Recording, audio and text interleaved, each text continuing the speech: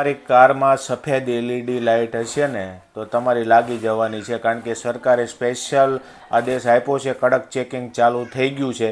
કારણ કે ભારતની અંદર જે પણ અકસ્માતો થાય ને એમાંથી 40% જેટલા અકસ્માત હાઈવે ઉપર જે એલઈડી લાઇટ હોય ને એનો જે ફોક્સ પડે છે ને ચહેરા ઉપર એને લીધે થાય છે. તો તમે જો લાઇટ લગાડી છે તો આ વિડીયો તમારા ધ્યાનમાં આવે ને તો કાઢી નાખજો. તમારા ઓળખીતાને પણ જો લાઇટ હોય ને તો એમને વિડીયો મોકલીને ખાસ ચેતવણી આપી દેજો.